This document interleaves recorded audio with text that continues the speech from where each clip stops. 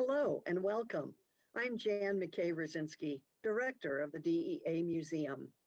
Thank you for joining us for what will surely be an educational and exciting presentation.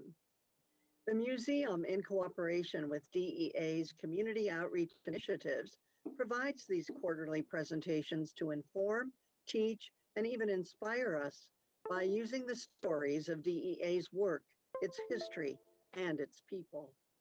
Please pass the word to colleagues and friends. Today's presentation is entitled Smuggling Stories, and in a moment we will begin. But first, I'd like to thank today's speakers. Joining us are retired Special Agent Tony Placido and Special Agent Nate Jones. I encourage you to get your questions ready for our Q&A at the end of the presentation. Also, I'd like to thank you for being here today. It's my hope that you will become involved with the DEA Museum and our efforts.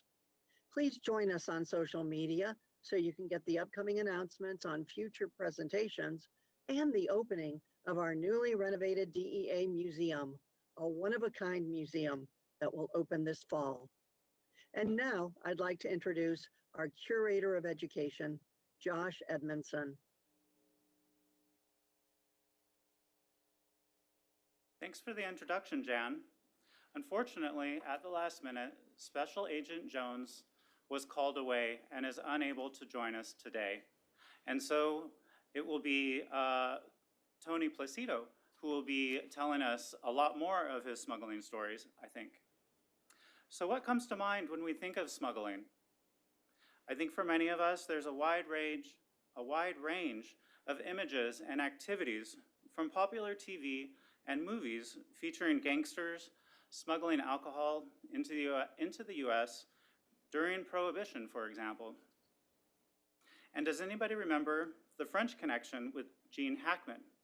In this 1971 Academy Award-winning action thriller, detectives chase a French heroin smuggler. More recent stories we've all heard involve people getting caught at airports with bundles of illegal narcotics strapped to their bodies, or worse, even swallowing bundles of potentially deadly drugs. And how about the increasingly deep, long, and complex tunnels built under our southern borders? And the list goes on.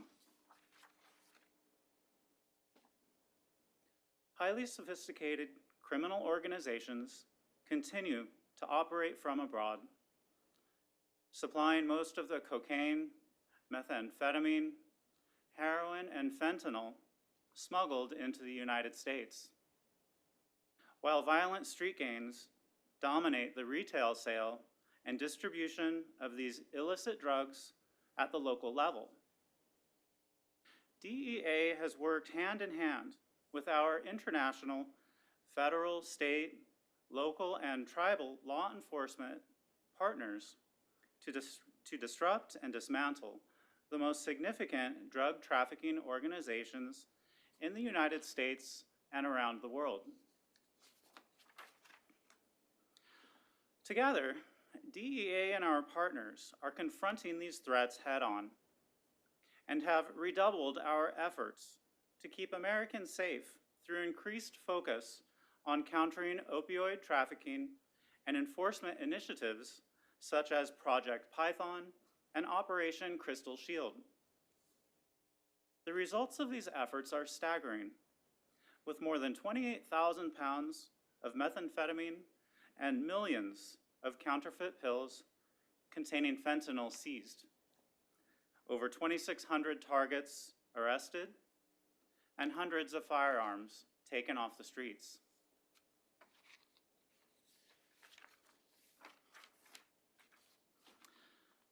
The truth of the matter is that illicit drugs enter the US and are trafficked throughout the country by smugglers. DEA has worked for decades to disrupt smuggling at every level, from tunnels under our borders to unmanned submarines, which are piloted up our coasts remotely, to truckloads of everyday goods to truckloads of everyday items disguising huge quantities of drugs in goods such as construction materials, produce, and even furniture, vehicles, and pretty much anything else you can imagine.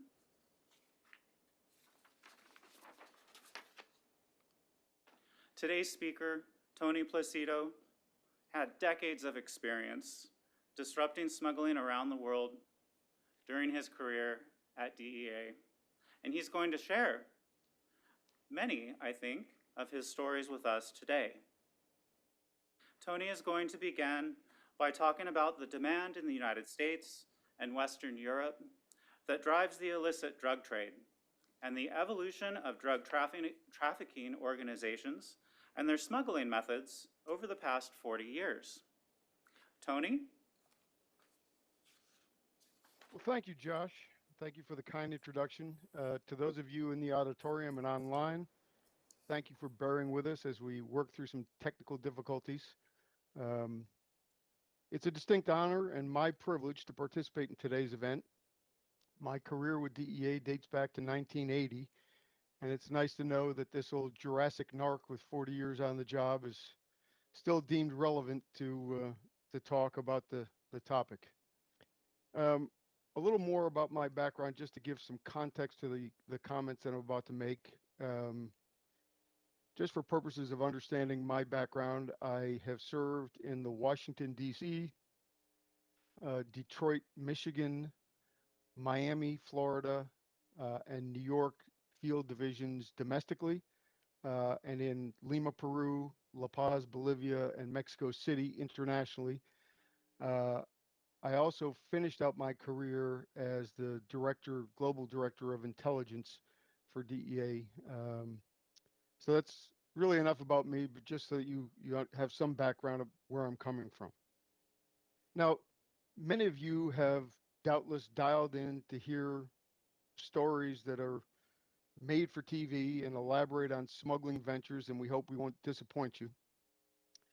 But to avoid miscommunication, let's agree on some basic definitions of a couple of key terms as we start off.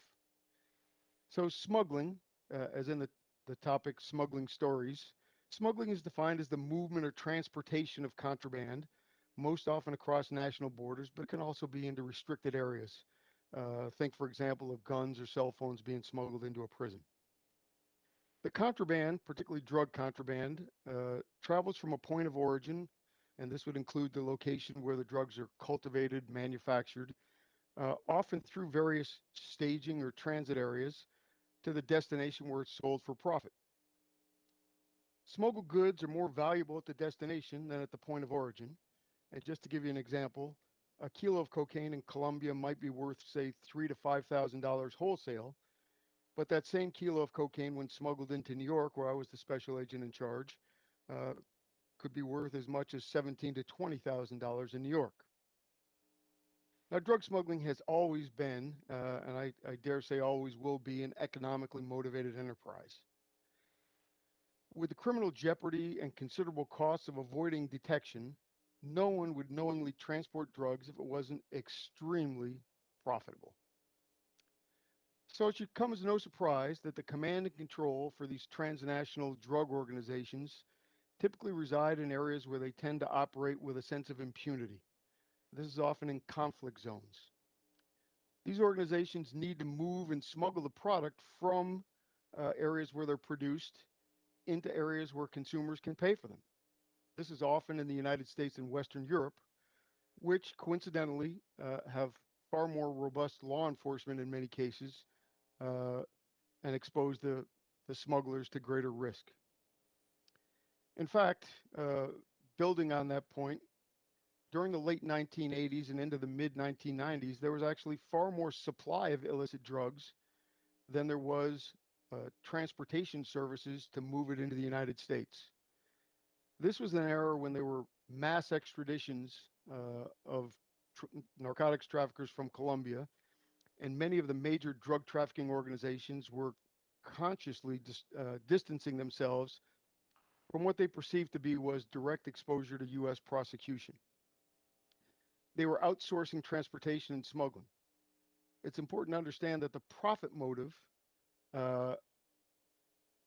this profit motive, and that frequently the same smuggling routes used to transport the drugs are used to return the proceeds of this highly lucrative trade. Now, how lucrative? We've talked about this a few times.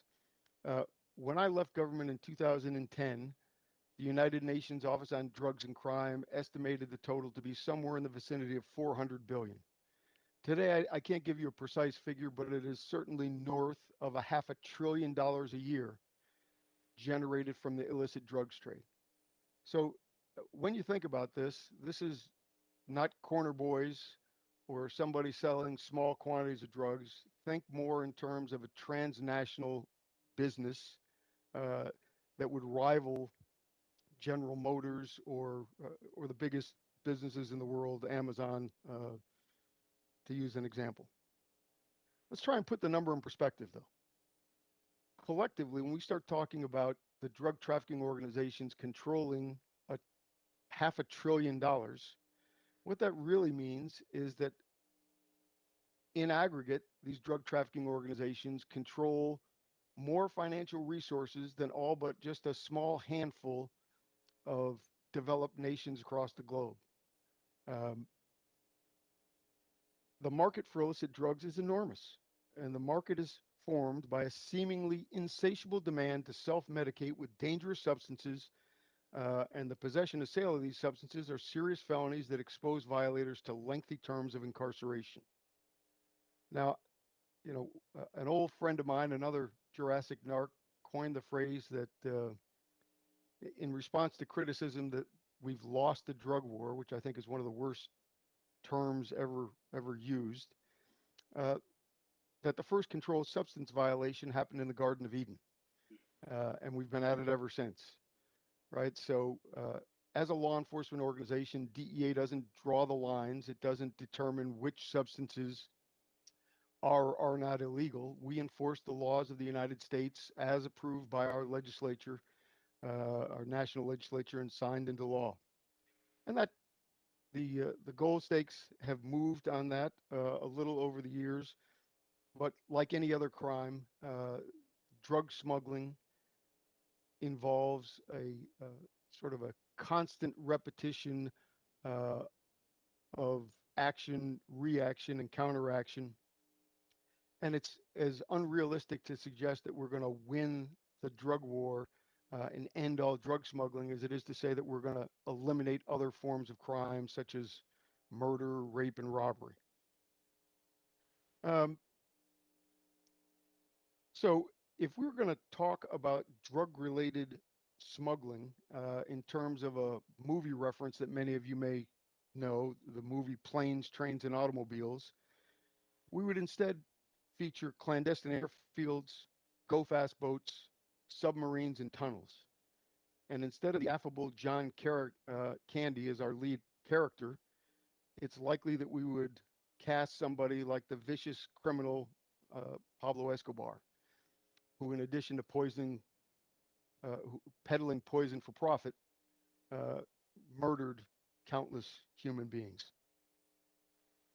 Our storyline is about the evolving sophistication of smugglers and how law enforcement and criminals have entered this repeated cycle of action, reaction, and counteraction that's driven by seemingly insatiable demand for drugs that's fueled by the enormous profit potential. In some respects, the improvement in smuggling techniques have been revolutionary rather than evolutionary, and this costs money. So bear in mind as we talk about some of these stories today that no one would take the risks or make the investments needed for semi-submersibles, submarines, or tunnels costing millions of dollars if they didn't reasonably expect a very big payday for their efforts. At its simplest level, drug smuggling has evolved from individual couriers who would attempt to avoid detection by bringing relatively small quantities of drugs in their suitcases on or in their bodies. And we saw the evolution of this from the most basic form with the use of sophisticated compartments in luggage, clothing that's soaked in liquid cocaine or heroin that could be recovered after its arrival, secret compartments in the luggage or even polymers where the case itself, the plastic, is made out of the drugs and can be recovered after it's brought into the country. While I was in the Miami division, we worked a case on a Nigerian organization that hired couriers in pairs, sent one off to Thailand, which is a source country for Southeast Asian heroin, and another typically to the Philippines, but to a non-source country. And one courier would move the drugs internationally from Thailand to the Philippines or to this non-source country. And then the second courier with a clean passport, so to speak, would smuggle the drugs into the United States.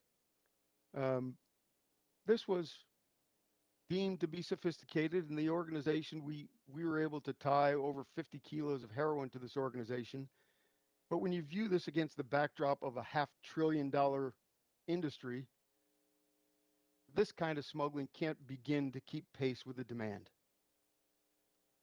Let me try and put some further context around this claim by contrasting my experience in a domestic assignment in Lima, Peru. Domestic assignment in Cleveland, Ohio, with my first foreign assignment in Lima, Peru. Now, back in 1983, when I went to Cleveland, I worked undercover, negotiated hand-to-hand, and had a criminal deliver 5 kilos of cocaine to me. And that was a big deal at the time. 5 kilos of cocaine, one of the biggest seizures they had made in a long time. I was a hero in my own mind, if nothing else. But flash forward just a couple of years, and I go to Lima, Peru. And one of my first assignments there, I leave Lima, fly over the Andes Mountains to a little place called Tingo Maria, where the police had a base set up, and flew by helicopter for over an hour over something called the Upper Huallaga Valley. And for more than an hour, looking out of the helicopter in any direction, 360 degrees, all I could see were field after field after field cultivated with the coca plant, which is the raw material used to manufacture cocaine. They spilled more cocaine onto the ground in the manufacturing process than the entire Detroit division that the Cleveland office was part of would seize in a year on any given day. And it goes to my point again about thinking of this in the correct context about a transnational business that rivals Amazon or Microsoft in terms of its size, scope, and complexity. Back in those days, the leaves of the coca plant were converted into coca paste or cocaine base, and then it was smuggled yet again from Peru, typically into Colombia, where it was refined into cocaine hydrochloride. This is the form of the drug that's most commonly abused in the United States, and then smuggled on into the United States. So again, not a simple business, and think as we cross every international border, we have different relationships with host governments, different forms of legal structures and jurisprudence, different relationships that allow us or don't allow us to do things. And it significantly complicates our ability as a U.S. organization to stem the flow of illicit drugs into the United States. It's one of the reasons that DEA has such a strong international presence. As I've said, I've served in 3 foreign countries, been to every country in Latin America and a wide swath around the globe. And one of the things that makes DEA different than many other federal agencies is that we work very hard to cultivate these relationships with law enforcement organizations around the globe and to build the kind of cooperative relationships that allow us to work in partnership. One of the things that we have to bear in mind always is that as law enforcement changes tactics, so did the drug trafficking organizations, often staging out of new countries and taking advantage of countries where recent conflict zones where there may not be particularly aggressive law enforcement and the like. And so building these international relationships, forging durable, sustainable relationships with law enforcement around the globe is a real plus. And today, DEA is present in more than 90 countries around the globe. But in response to insatiable demand, drug production and smuggling continue, and they probably will for some time. I think perhaps the better way to characterize what DEA's mission is about is not to talk about the war on drugs. We're not at war with the drugs themselves, and we're certainly not at war with drug addicts. Uh, Rather, what we're really talking about is, can we control drug trafficking to the extent that it can be managed as a law enforcement problem rather than a national security crisis where drug trafficking fuels global instability, corrupts government organizations, funnels money into corrupt causes, purchases weapons, uh, and is the source for a great deal of violence and strife around the globe. So I talked a little bit about Peru. I would later serve as country attaché in Bolivia, where we had 5 offices. And Bolivia, for those of you who don't know, is a major production country for cocaine as well. But most of the coca and cocaine manufactured in Bolivia, by the time I was getting there, was making its way east across the Atlantic Ocean through through Africa uh, and into Western Europe. Like water, these criminals continue to seek alternatives to find a way forward, minimizing exposure and risk and maximizing reward. In Bolivia and later in Mexico, where I served as the regional director for Mexico and Central America, I would repeatedly see the corrosive impact of drug proceeds and how they were used to bribe public officials, arm criminals, and ultimately directly challenge the authority of the state.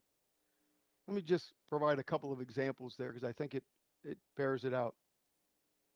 At the height of the conflict in Colombia, there was a zone that's 2 times the size of New Jersey, or roughly the size of Switzerland, that the government of Colombia agreed they would not enter and leave it as a safe haven for the drug traffickers. The drug traffickers blew up the headquarters of the equivalent of the FBI in Colombia. They blew an Avianca airliner out of the sky, and the level of violence in order to avoid extradition to the United States raised to the level where it was really a national security threat rather than a criminal justice program. In other countries that I served in, we saw very senior level government officials. In one, a deputy attorney general who was convicted at trial for accepting more than $400,000 a month, every month, in bribery payments uh, from a criminal organization to facilitate the drug trafficking the drug trafficking trade and the smuggling. So again, just underscoring the point that this is big business, but it's not only in the it's not only foreign. We've certainly borne the brunt of many of these problems in the United States as well. In fact, in the late 1980s and the early 1990s, South Florida was the epicenter of drug smuggling in the US. And yes, for those of you who are TV buffs, this is the era of Miami Vice. And then Vice President George H.W. Bush, who would later go on to become president, funded an interagency task force, the Vice President's South Florida Task Force, to address smuggling via maritime and private aircraft. I have to confess, it was a real fun time to be in the business. I was in the Miami division at the time, and I've made the run from Miami to Bimini Island in the Bahamas in a 46-foot cigarette boat to pick up hundreds of kilos of cocaine. I will tell you, though, unlike the television series, it's not that glamorous when you lose one of your outboard engines in 9-foot seas in the Gulf current. You need a crash helmet and a mouth guard to keep from chipping a tooth bouncing around out there. Um, my group and many others in the Miami division also sent numerous planes into Colombia. Remember, this is the era when there were more drugs than there was transportation, and we would serve as transportation brokers and pick up loads of cocaine uh, from Colombia, fly them back. Of course, those loads never made it into the illicit traffic, but controlled deliveries of those and other investigative techniques helped us to identify from tip to tail these criminal organizations and dismantle them. We ran undercover sting operations in one while I was assigned to Fort Lauderdale. We had a Learjet fly up from Brazil. Uh, and as we videotaped them disassembling the fuselage of the aircraft and pulling hundreds of kilos of cocaine out of the fuselage like so many sausages linked together, we swoop in and arrest everybody. And one of the players that was arrested was somebody that we hadn't had on our radar previously. He was a made member of the Lucchese crime family out of New Jersey. He had just been released, as it turns out, after a 9-year stretch in federal prison. And so I'm the group supervisor at the time, and the case agents are trying to flip this guy, and to no avail. He doesn't want to cooperate. So I must have been about 38 or 39 at the time, and I'm going to take my shot at him before we go. So I get a one of those old clunky televisions with the VHS machine on the back, and without saying a word, have it rolled into the interrogation room where we've got this guy. Plug in the tape, and I say, hey, I just want to show you something before you decide whether you should talk to us or not. And I hit play, and it shows him and several others disassembling the fuselage of this plane and pulling out the cocaine, and he's wearing the same clothes that he's sitting in. And the guy says to me, and I quote, "Kid, you want to talk? I'll talk to you about broads. I'll talk to you about sports. But if you want to talk to me about the guy in your video who looks like me but is not me, I got nothing to say." He was a worthy adversary, not a nice guy, a very significant criminal, but he was doing his job and we were doing ours, and that's the nature of this game. We saw what we deemed at the time were sophisticated concealments, like tons of cocaine contained in fence posts that were shipped from Venezuela to Miami. I believe the old exhibit at the DEA Museum has some of those. I don't know if that'll stay on, but we also saw planks of high-grade tropical hardwoods that had been manufactured flawlessly, beautiful craftsmanship to smuggle cocaine in, where the grain matched perfectly. We had another case down in Miami where the cocaine had been formed to look exactly like plantains, the giant banana, and it was mixed in with a cover load of real plantains shipped in from South America. This is the era when general aviation aircraft, small aircraft, not commercial airliners, were landing in clandestine airstrips located in the sugarcane fields west of Palm Beach, and they were loaded with marijuana or cocaine.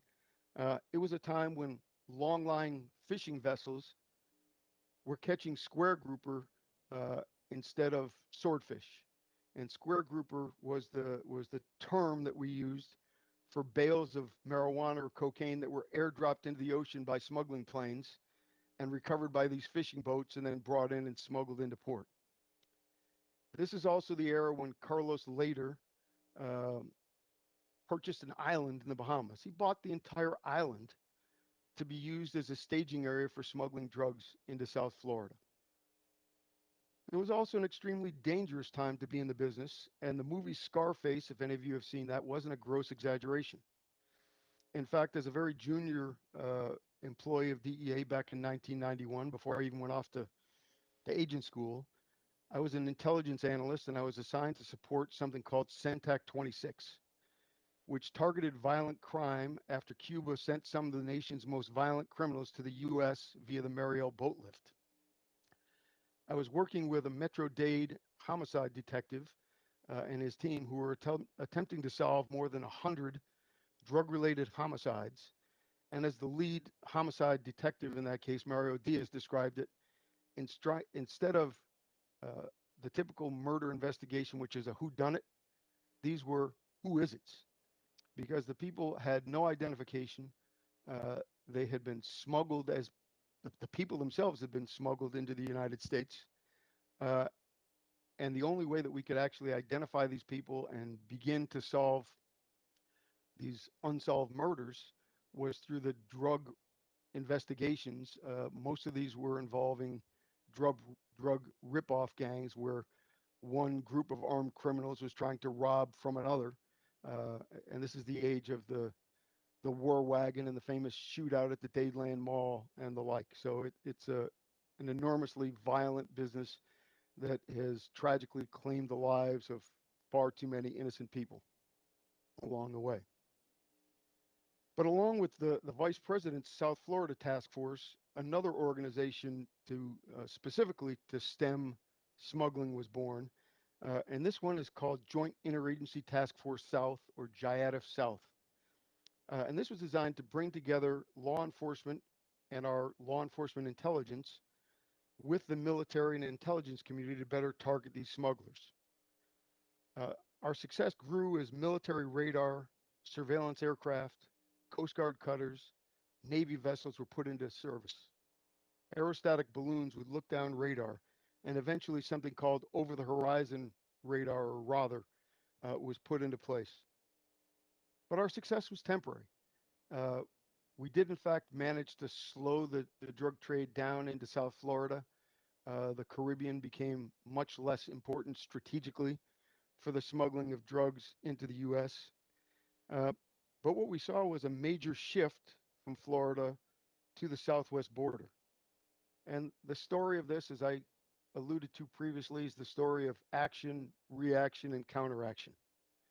There was a significant drug trafficker named Amado Carrillo Fuentes, alias Lord of the Skies, and he'd been providing transportation services to the Colombian cartels, flying loads of cocaine as a service provider, much as we had done. He didn't own the cocaine, but was being paid in cash to smuggle the cocaine into the United States. That is, until he started to accept payment for his services in cocaine rather than cash.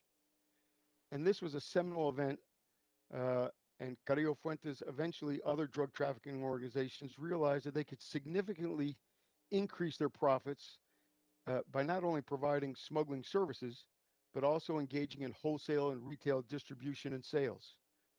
This would radically change the face of drug trafficking and showed a major shift in the smuggling of drugs through the Isthmus of Central America and across our southwest border. I would eventually have the privilege of serving as the regional director for Mexico and Central America at a time when the Mexican DTOs were consolidating their power and controlled not only the majority of smuggling routes into the US, but also the distribution for much of the cocaine, methamphetamines, marijuana, heroin, and now fentanyl that plagues our country. If Nate was with us today, he would pick up on stories dealing with the Tunnel Task Force and San Diego's considerable efforts to deal with maritime smuggling through their interdiction task force. I'm a poor substitute for that, but what I can tell you is that these tunnels are like Swiss cheese. We have found numbers and numbers of these tunnels, and they are oftentimes, thousands of meters in length, have air conditioning ducts. They'll go down over 100 feet below the ground, have electricity, and then rail systems inside of them to use to smuggle the contraband across the border. Back in the early days after 9/11, with the terror attacks on the country, there was a great deal of fear that these tunnels that were used to facilitate drug trafficking could be multi-purposed and used for the facilitation of terror groups. That hasn't borne out, and I think it's because the organizations that have invested so heavily in these in this infrastructure don't want to expose it to risk by allowing others to use their tunnels. But the point is well made, and we have seen just to use other examples of the maritime smuggling, we have seen full-fledged submarines capable of diving to depths of more than 100 meters and staying submerged for more than an hour, used to smuggle drugs into the United States. And to put a point on it, if you could smuggle 1,000 kilos into the United States that way, you could also pop up in New York Harbor with a different kind of payload uh, to do a different kind of damage. But the evolution from semi-submersible subs that have low radar signatures and very little freeboard, and so they're not seen, to go fast boats, to fishing vessels, to cargo containers. Uh, if you can imagine it, someone has tried it. I, I'll close for now by bringing the conversation back to America's insatiable demand for drugs and the damage the profits do. So, again, going back to my Miami days, my group had detained a courier with several $100,000 in drug proceeds in the trunk of his car. He wasn't engaged in smuggling the drugs. He was in the process of facilitating money laundering to return the proceeds from this drug trafficking to these foreign-based organizations. So when we confronted him, this courier denied that he knew about the money in the trunk of the vehicle, didn't know anything about it. And after repeated attempts to secure his voluntary cooperation, we told him he was free to leave. He can go. And he said, well, you're going to give me a receipt for the seized money, right? Why would we give you a receipt for it? You told us it wasn't yours and you had no idea it was in the car. Why would we give you a receipt? There's a long, pregnant pause. He says, because if I go back to him without proof that law enforcement sees this thing, they'll kill me. They would have. He went on to cooperate, and we identified many of the people involved in this and took it down. But I think it's a poignant little reminder that the drug smuggling business isn't just measured in kilos, it's measured in lives lost.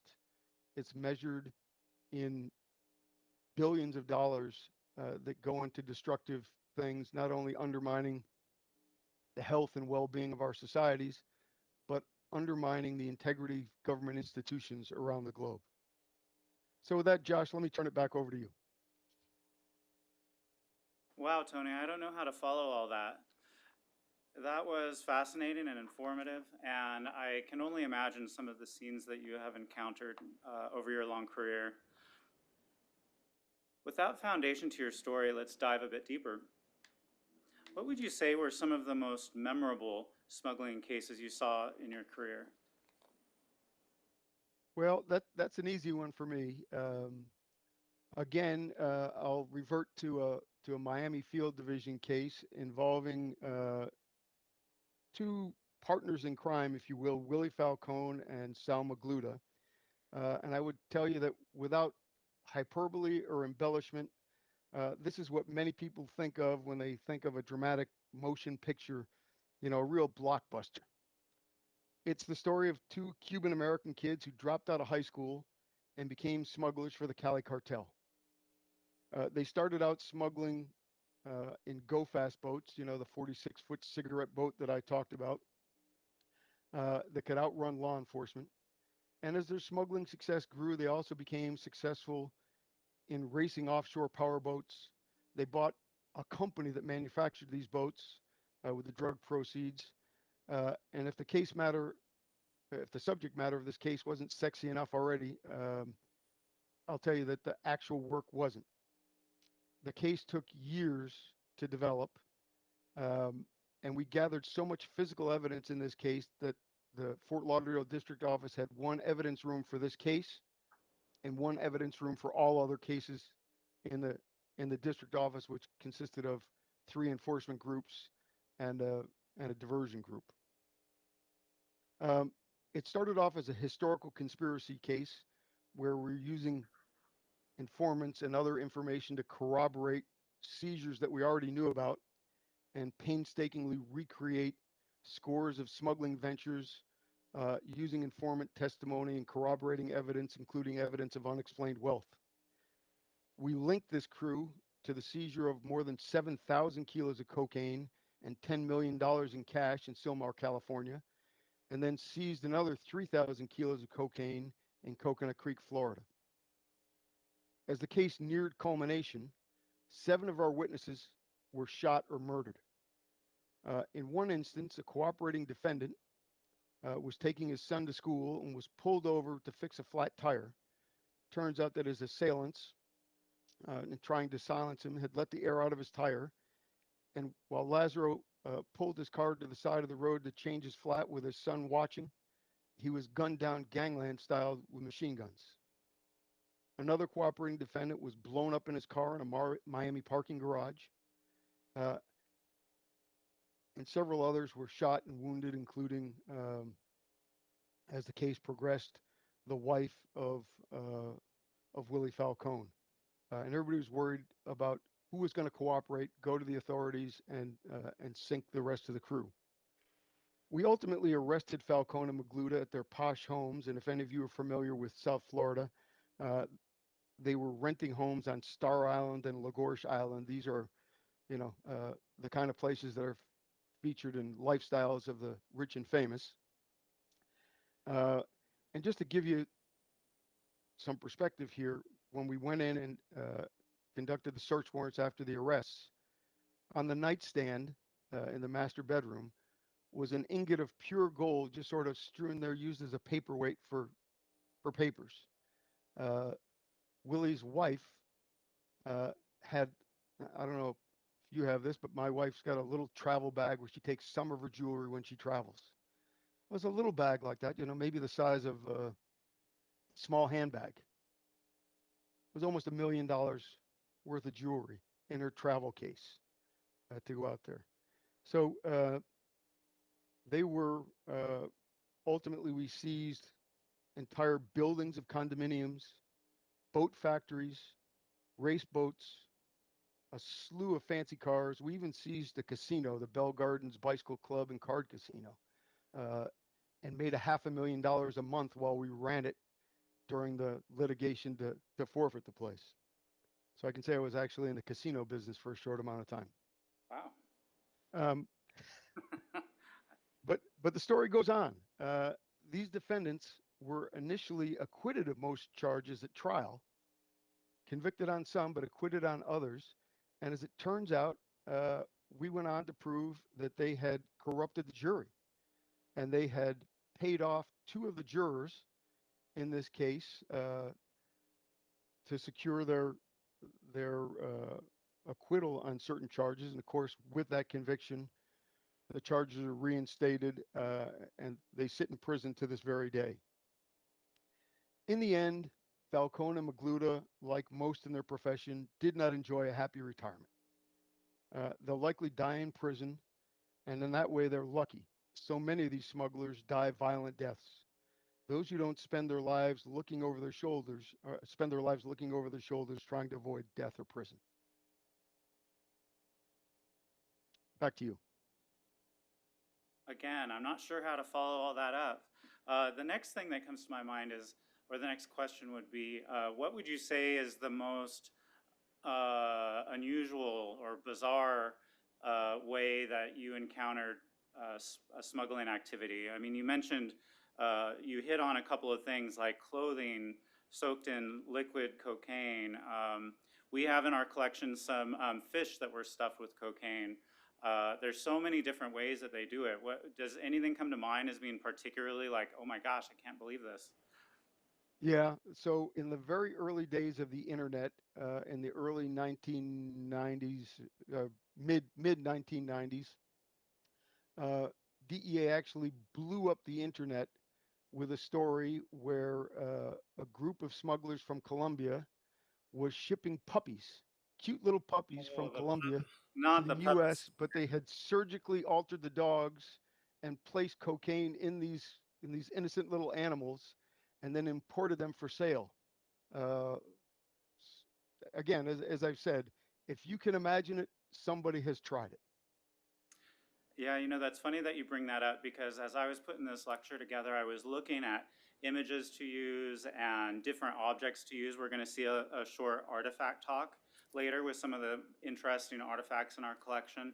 And I had a picture of the puppies and I thought, you know, America isn't ready for this, but it came to light anyways. It's really No, amazing. you know, we could post some of the gruesome photos of police officers beheaded and their heads put on pikes Yeah. as warnings to leave us alone, and we wouldn't get the same reaction as we got when people uh, were abusing these poor innocent little puppies. So Wow, go figure. yeah. Yeah, it's terrible. But I do know there's an interesting end to that story in that a couple of the puppies were adopted and became drug sniffing dogs. Maybe we'll do a, Turnabout is fair play. yeah, maybe we'll do a lecture about those someday in the future. So I would be remiss if I didn't, or perhaps I should say we might be remiss if we didn't bring up a very troubling topic that's going on right now and see what you might have to say about it. And this is the smuggling of counterfeit opioid pills that are laced with fentanyl across our borders. We've been seeing this across the United States, and it's a major concern for DEA and our partners around the country. It's actually devastating, and it highlights another part of DEA's mission that I think is lesser known to the general public, and that is uh, DEA, in addition to being the world's preeminent drug law enforcement organization, is also the United States government's regulatory agency for management of licit controlled substances. And those would include precursor chemicals as well as pharmaceutical drugs that are scheduled. Um, and I think to put a finer point on this, uh, where I'd like to begin our discussion is that for far too many Americans, at least in this person's view, uh, there is this idea that there's a pill for everything, and we can fix every problem with some kind of magic potion or medicine and make everybody happy and wonderful. Um, and along with that belief, which I don't believe is true, uh, is one that if a doctor can prescribe something like strong opioids that have legitimate use for pain management, that they can't be abused. And nothing could be farther from the truth. Uh, what we have seen in our investigations at DEA over many, many years is that there are a but small but significant number of unscrupulous doctors, pharmacists, and other professionals who are involved in the pharmaceutical industry, as well as the precursor chemical industry, uh, who, for corrupt purposes and to generate personal gain, uh, have created script mills where doctors will deliberately overprescribe powerful narcotics, uh, and pharmacies will dispense. And in some cases, it has, we have seen small, I'm going to call it a mom and pop pharmacy, so not a chain, not a Walgreens or a CVS, but a small little private pharmacy in a place where this one pharmacy dispenses more of these hard pharmaceutical opioids than the entire rest of the county. It it doesn't make sense. It's clearly not for medical purposes, and the investigations certainly bear that out, where we have arrested and suspended DEA registrations for a number of these individuals and entities. But what's the consequence of that? It's not only uh, these corrupt pharmacists, doctors, distributors who are either uh, deliberately blind to what they're doing or actively complicit. But what happens is otherwise innocent people believing that they can count on their healthcare professionals, start taking drugs that have been prescribed to them, and they become addicted. And then as they realize that they either can't get more through these channels, or if they can, it's extremely expensive, they end up shifting to other drugs of abuse that are economically cheaper to get. So you might go from oxycodone that was prescribed for some kind of a legitimate injury to deal with the pain. You become addicted, and you either can't get those anymore, your source of supply dries up, or you can't afford them because they can often be as high as $75 a pill, typically more like $40 a pill. And what do you go to? You go to heroin, right? Which is another semi-synthetic opioid made from the opium poppy, same base material, uh, and you end up being junkies. And then from that, we've seen the evolution with these enterprising criminal organizations who peddle poison for profit. They say, well, wait a minute. Why do we want to sell heroin, which has got some kind of a social stigma attached to it? Why don't we just manufacture uh, counterfeit hydrocodone? That's what they wanted in the first place. And what you end up with is counterfeit pills that are made to look like Oxycontin or Dilaudid or other pharmaceutical grade drugs, but they're not pharmaceutical grade drugs. They're not produced under the scrutiny of the Food and Drug Administration by experts. They're made by somebody who couldn't manufacture pancakes from scratch in a clandestine laboratory, and they use fentanyl as a substitute for this. And now fentanyl, just to put some context around it, is a drug that's used as a uh, to immobilize large mammals like elephants and rhinoceroses. That's how powerful this drug is. It's measured in micrograms, and the amount of fentanyl that would cover your fingernail is enough to kill hundreds and hundreds of people um, in its pure form. And this is uh, it's being synthesized in clandestine laboratories by unskilled chemists who have little concern over the health and welfare of the people that are using it, and it's all about the profits. So it shouldn't be any great surprise. It's still a tragedy, but it shouldn't be any great surprise that we've lost almost 80,000 people to the opioid crisis in the last year alone. It's a complete recipe for disaster, and another one of these classic cases that I think argues against the idea uh, that somehow we should just allow people to self-medicate, and it's really Darwinism, because we don't have the stomach for that as Americans, to watch people who make bad decisions die, and secondly, these people who are dying are our children and our loved ones and our friends, uh, and one bad decision shouldn't result in the end of life. And that's what's happening for far too many people. Wow, thanks, Tony. It's very troubling how drug trafficking organizations adapt to changing American drug trends. At this point, we're going to move to the next segment of the presentation, which is our artifact talk, in which I will introduce you all to a few of the fascinating smuggling artifacts and photographs in our museum's collection.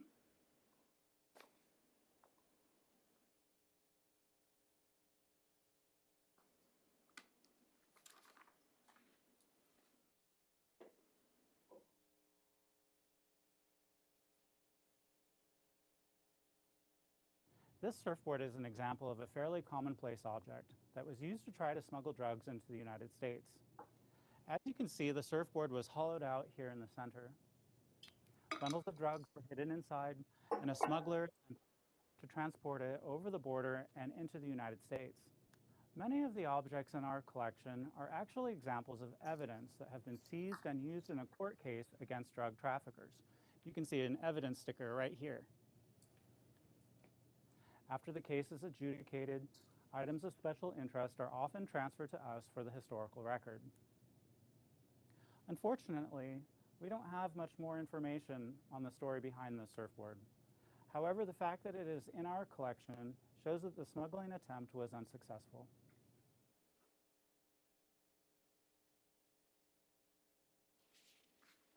This truck tailgate is painted with an elaborately airbrushed scene that depicts a smuggling operation underway. The scene is highly romanticized, and in the center, we see our drug trafficker. He's leaning against this tricked out green and gold pickup truck with his girlfriend by his side. And believe it or not, this tailgate was taken from that truck and used against him in his court case.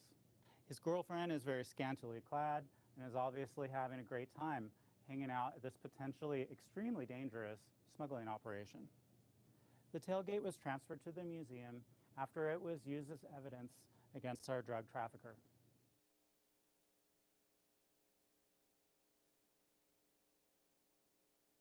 This vehicle battery is one of the more ingenious examples of smuggling objects we have in our collection. Our collections manager had to do some creative sleuthing to figure out how this contraption works, as it was just kind of in pieces when we got it, and there was no accompanying description. The top was cut off, and the battery itself was completely hollowed out. Then there were several small pieces inside, these pieces here. And what he found was that after they hollowed out the battery, they inserted a much smaller ATV battery, attached a solenoid to the battery, and a wire from the solenoid to the top of the battery that they had cut off. And there's actually a hook that can be latched and unlatched by charging the battery. Once shut, it appeared to be a normal new battery, but upon briefly charging the battery, the mechanism inside released the hook, allowing the top to pop open, exposing the drugs hidden inside. And so, the smugglers had transformed an ordinary battery essentially into a safe in which to smuggle their illicit drugs. We believe that this was just one of a large shipment of new batteries that may have included dozens or even hundreds of batteries like this filled with drugs that were hidden inside the larger shipment.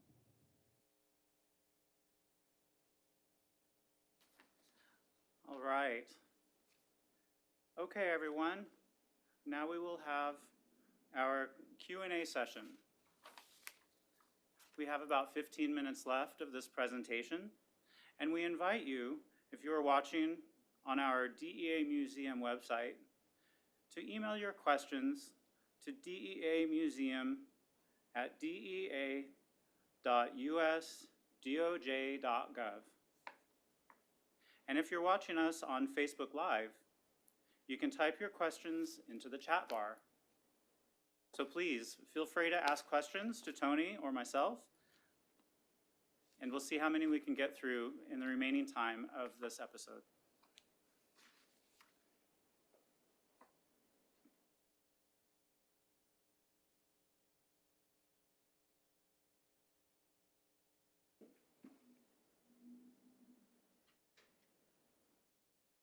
We have one question in our chat. This is for our guest speaker, Tony. Do you think that the legal opioid trade has eclipsed some of the illegal narcotics, such as cocaine and methamphetamine? It's a good question, and I don't begin to be able to answer the question probably in the way that it's intended. What I would say is that the drugs of choice change over time.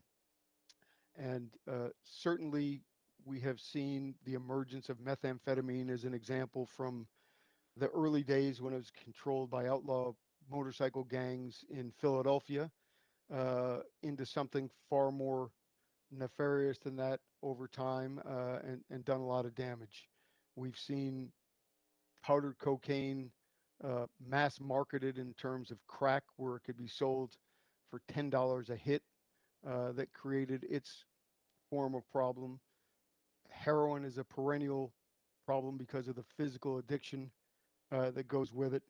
And certainly, I think the problem with pharmaceuticals, and particularly pharmaceutical opioids, is that the entry point for these drugs oftentimes is not somebody who is trying to self-medicate and get high, but rather otherwise innocent people who have got a serious medical condition need to have their pain treated, uh, and when it's not treated responsibly, end up being addicts. So I think in many respects, my response to this question would be the opioid crisis is more serious in the sense that it involves more people who did not intend to self-medicate, uh, weren't seeking to get high, but rather to relieve pain, and has yet caused more death and destruction than several of the other drugs that we currently monitor. I hope that helps. That was a great answer, Tony.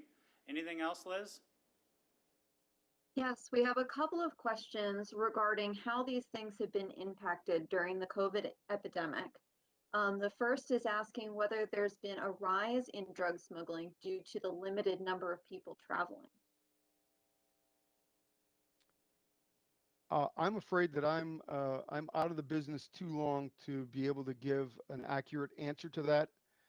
What I can tell you is I've got a daughter who is a social worker, and the mental health challenges as a result of this global pandemic are off the charts higher than they had been before.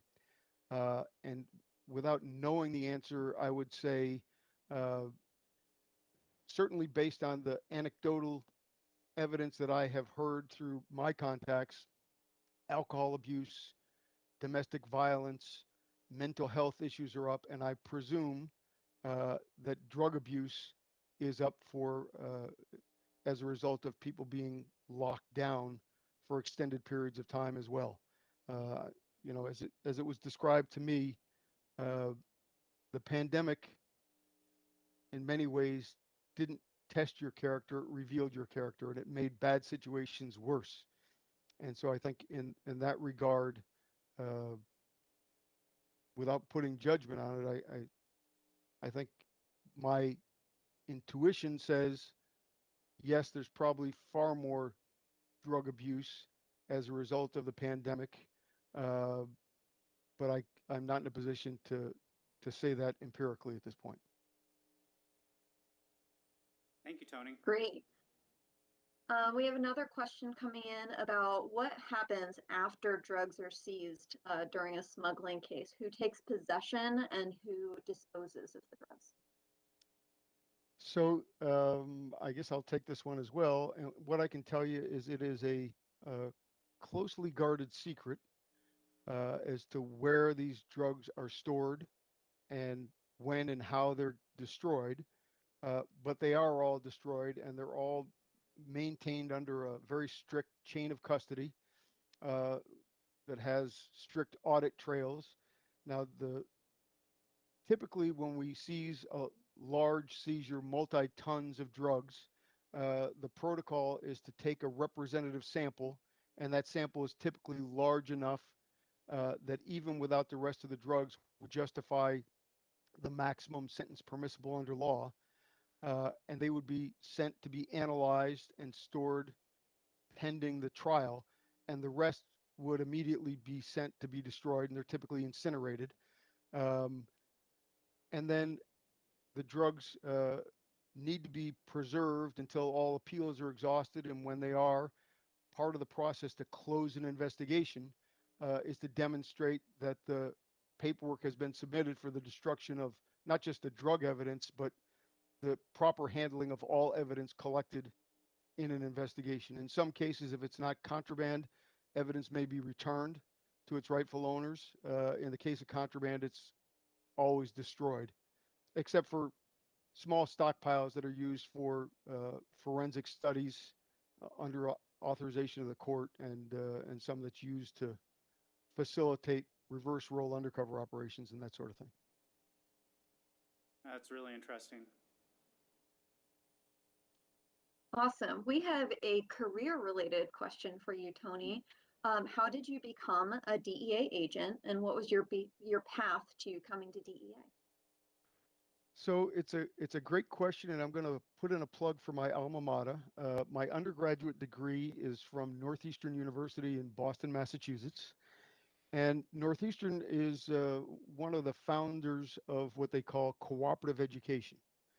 So a bachelor's degree that would typically take 4 years in a normal university takes 5 years at Northeastern, but you alternate six, in my case anyway, 6 months of school and 6 months of work in your field with no summers off. And the idea is that you graduate with a degree and a resume. Now, in my case, it was highly competitive to get into the federal government, but in July of 1979, I went to what was then the U.S. Customs Service. I guess that would now be Homeland Security Investigations, and did a tour there, and then the next year switched over to DEA in the summer of 1980. And during this period, I graduated with my undergraduate degree in 1982. I was trained as an intelligence research specialist. I supported that Centec 26 I talked about with the drug-related homicides, and I was assigned to the El Paso Intelligence Center for 8 weeks on what was effectively a practicum on Southwest border smuggling, all before I had been offered a full-time job and an opportunity to go to basic agent school. So it was, think of it as an extended job interview. It was good for the agency. It was good for me personally. And truth be told, I would go back and start all over again today if they'd have me. That's a great story.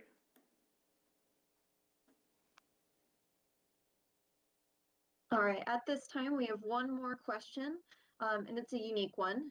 Do you anticipate that terrorist organizations or nefarious actors will try to use fentanyl, given its lethality in such small doses, in order to contaminate water and or food sources? I don't think it would be particularly effective in water. It's one of the things that has been looked at. It certainly could be used in other foods supplements or even just on contact. I mean, just touching this stuff will be absorbed through the skin and can create problems. And it's one of a whole host of problems that we need to think about and be concerned about. The good news is, if 4 decades in the business of law enforcement has taught me anything, is that fortunately, most of the bad things that can happen don't. That doesn't mean that we should ignore them, and we need to be hyper vigilant at all times. But I think, while we've talked about some of the more dangerous implications of the global drug trade, I think there's also a success story here too, and that is that at no time in human history, at least in the United States, has it been safer to be a citizen. And that's with all of the craziness that's going on. We hear more about it. We produce more content and share more content on social media, and we have more awareness than ever before. And we certainly need to address all of the problems that are out there. But I don't subscribe to the theory that we need to, sort of shriek in fear about doom and gloom. We have to stay the course. We have to continue to do what we do, and we have to make sure that these problems that are vulnerabilities of our species, if I'm being frank about it, can continue to be managed as criminal justice problems, and that we don't allow them to escalate to become national security crises. Well said, Tony. I guess I'll throw in one more question. What is the largest seizure that you've ever seen? Well, the largest that I've ever seen, I guess, would be the 3,000 kilos that we took out of the attic in Coconut Creek at one time. But Again, I've spent a lot of time in Colombia, Peru, Bolivia, Mexico, and points south, and have spent my fair share of time blowing up clandestine laboratories that were capable of manufacturing tens of thousands of kilos uh, on a monthly basis. And so I would just revert to my earlier statement here that it's a mistake to think about the international drug trade without keeping it in the context of a highly sophisticated transnational business that rivals the biggest legitimate businesses we know. Wow, yeah, that's amazing. I guess what I'm envisioning is 3,000 kilos as being, I can't even imagine. It must have been a huge attic. But then what you're saying is this is like 1%. I mean, just a minuscule percentage of what might be produced in a day or a week or a month at some of these clandestine laboratories around the world. Yeah, that's right. And perspective matters. Um, if you've got a loved one who died of a fentanyl overdose, fentanyl again, remember, is measured in micrograms, so a millionth of a gram, being sort of an effective dosage unit, then a small amount of fentanyl is really important to you. Uh, but the DEA, in attempting to focus its resources and be as efficient as possible, has increasingly turned to the most sophisticated uh, and the biggest cases out there, the kinds of cases where, when you show up with a search warrant, you bring a rental truck because you're expecting to cart away more contraband than you could possibly fit in the back of your, your police cars. That's terrifying. Liz, do we have any last questions? We have one more question, and I'm going to paraphrase because there are actually a couple versions of this that came in. With modern technology, how much of an investigation is still field work and how much is electronic? Great question. And I suspect the questions were asked by people who have got some insight into this. Uh, let me try and answer it this way. In 1980, when I attended my basic intelligence research specialist training, we did organizational analysis. One of the things they gave me was a circle template, and you used graph paper to make an association matrix, which people and entities knew each other. And then you literally took out, uh, a piece of graph paper and your circle template and started drawing lines between things. The world has changed remarkably since then.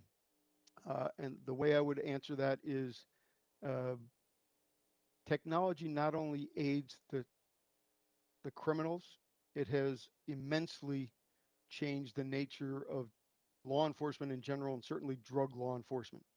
The three significant advances that have changed the nature of DEA's work are the availability of relevant data has just exploded.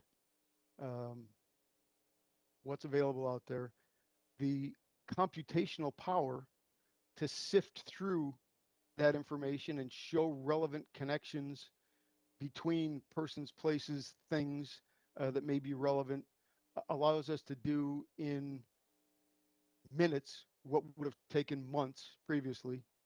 And then the bandwidth to share this information and the protocols for sharing information among and between uh, not only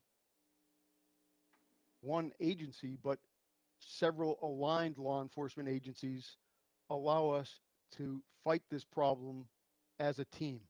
And I think that's revolutionized the game. I mean, in the earliest stages of my career, we were very protective. My informant, my case, my wiretap, my surveillance. Uh, the the news today is that we have largely eliminated that, and now things that were unheard of before, not only within the same agency, but agencies from the same government and agencies from different governments sharing information to get to a place where collectively we can do what we couldn't do alone.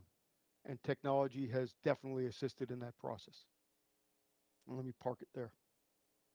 Well, that's actually a great stopping point for us. I love how you just highlighted the teamwork that we see. That is everything to the work of DEA. We couldn't do what we do without working together as a team.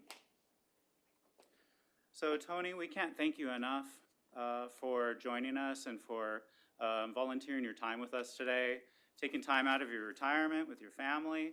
It's been wonderful listening to your stories and getting to know you. It's unfortunate that our other speaker wasn't able to join, but maybe we can wrangle him in for another lecture down the road so we can hear more about the southern border. I know he has a lot of exciting stories to tell. And thank you to everyone out in our audience who joined us today. The museum, the DEA Museum, will be reopening to the public this fall. Check out our website at deamuseum.org for more details. Thank you so much and have a good day. Thanks, Tony. Thanks, everybody. Thanks, everybody.